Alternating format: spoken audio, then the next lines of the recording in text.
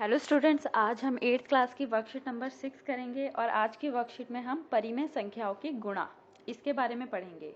तो जैसा कि हम जानते हैं कि गुणा एक ही संख्या को बार बार जमा करने का प्रतिफल है। ठीक है, ये बात हमें पता है कि किसी भी संख्या को अगर हम बार बार जोड़ रहे हैं तो इसका मतलब क्या है कि हम उसको उतनी बार गुणा भी कर सकते हैं। जैसे कि 4 को अगर 3 से गुणा करें तो हमें क्या मिला, रिजल्ट 12 मिला। इसको हम इस तरीके से भी लिख सकते हैं कि 4 को हम 3 बार जोड़ें, यानी कि 4 जमा 4 जमा 4, यानी कि 4 को 3 टाइम्स ऐड किया तो हमें रिजल्ट 12 ही मिलेगा, या फिर हम 4 को 3 से मल्टीप्लाई कर दें। और यहाँ पर देखिए, इस तरीके से भी अगर हम इसको रैशनल नंबर यानी परिमेय संख्या के फॉर्म में लिखें तो 4/1 गुणा 3/1 आपका क्या हो जाएगा, 12/1, ये भी बराबर है। ठीक है, या फिर इस वाली फॉर्म को हम ऐसे लिख सकते हैं 4/1 प्लस 4/1 प्लस 4/1, तो ये आपका इक्वल हो गया 12/1 के। ठीक है, 12/1 के। अब जरा एक उदाहरण देखते हैं। तो उदाहरण में आपको दिया गया है कि मेघा 3/4 किलोग्राम घास अपनी हर गाय को खिलाती है। ठीक है, और उसके पास कुल कितनी गाय हैं, 5 गाय हैं। वह सभी गाय को कुल कितना घास खिलाएगी। ठीक है, आपको दिया गया है कि हर एक गाय को वो इतनी घास खिलाती है 3/4 किलोग्राम, और उसके पास अगर 5 गाय हैं तो कुल कितनी घास खिलाएगी। तो यहाँ देखिए, आपने माना कि 1 किलोग्राम घास आपने इस तरीके से लिखा, यानी कि एक बॉक्स में आपने इसको इस तरीके से दर्शा दिया और 4 बराबर हिस्से कर दिए। अब कितनी घास खिला रही है वो एक गाय को, 3/4 किलोग्राम घास। तो हमने 3 यानी कि 4 में से 3 हिस्से को शेड कर दिया और एक भाग क्या है, शेष है, यानी कि वो हिस्सा वो गाय को नहीं खिला रही है। अब ये 3/4 जो हिस्सा है, वो भाग है, वो कितनी गाय को खिला रही है, 5 गायों को, यानी कि हम इसको मल्टीप्लाई कर रहे हैं, या फिर हम इनको 5 बार जोड़ भी सकते हैं। ठीक है, 3/4 को आपने 5 बार जोड़ दिया तो भी आपको रिजल्ट मिलेगा। ठीक है, अब देखिए, अगर हम 3/4 को 5 से गुणा करें या फिर उसको 5 बार जोड़ दें तो आपको रिजल्ट क्या मिलेगा, 15/4।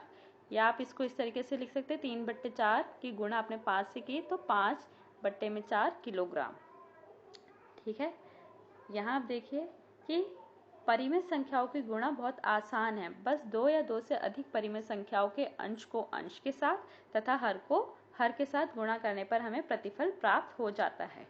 ठीक है, मान लीजिए कि अगर आप 1/2 की मल्टीप्लाई 3/4 से कर रहे हैं तो आपको क्या करना है, अंश की अंश से गुणा, यानी कि 1 की गुणा 3 से, और नीचे हर की हर से तो 2 की गुणा 4 से।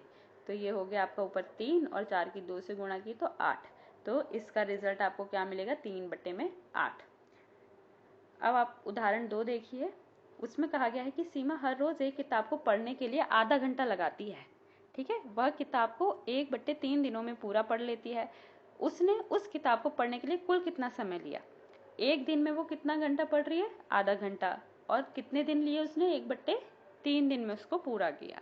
तो यहाँ पर देखिए, हमें पिक्चर की सहायता से समझाया गया है कि आपने 1/2 को इस तरीके से दर्शा सकते हैं और गुणा करना है हमें 1/3 दिन से, यानी कि 3 बराबर भागों में से वो सिर्फ एक हिस्सा हमने शेड किया है, यानी कि 1/3 दिन। तो कुल कितना हो गया, आपको क्या करना है, 1/2 को 1/3 से गुणा करना है। तो अंश की अंश से गुणा की तो 1, और 2 की 3 से गुणा की तो नीचे 6, यानी कि 1/6 घंटे। अब आपको कुछ क्वेश्चंस हल करने के लिए दिए गए हैं। पहले क्वेश्चन में कहा गया है कि एक इमारत की ऊंचाई 23/2 मीटर है और उसके बगल की दूसरी इमारत की ऊंचाई उसकी ऊंचाई का 2/3 भाग है। तो दूसरी इमारत की ऊंचाई ज्ञात करिए।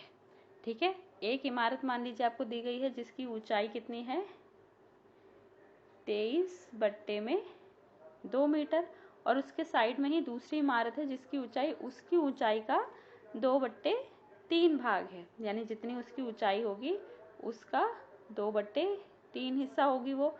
दूसरी इमारत की आपको ऊंचाई ज्ञात करनी है। ठीक है, फिर आपको सेकंड क्वेश्चन में कहा गया है कि 7/5 है, इसकी गुणा आपको 5/7 से करनी है। तो आप क्या करेंगे, अंश की अंश से गुणा करेंगे, तो ऊपर 7 की गुणा 5 से, नीचे 5 की गुणा 7 से करके दिखा देंगे, तो ऊपर 35, नीचे भी 35। इसी तरीके से आप बाकी क्वेश्चन करेंगे। यहाँ -2/5 × 3/4 है, तो यहाँ -2 की मल्टीप्लाई 3 से और 5 की मल्टीप्लाई 4 से। तो ये क्वेश्चंस आपको करने के लिए दिए गए हैं, आप इन सभी क्वेश्चंस को सॉल्व करेंगे और अपनी वर्कशीट कंप्लीट करके सेंड करेंगे। Okay, thank you.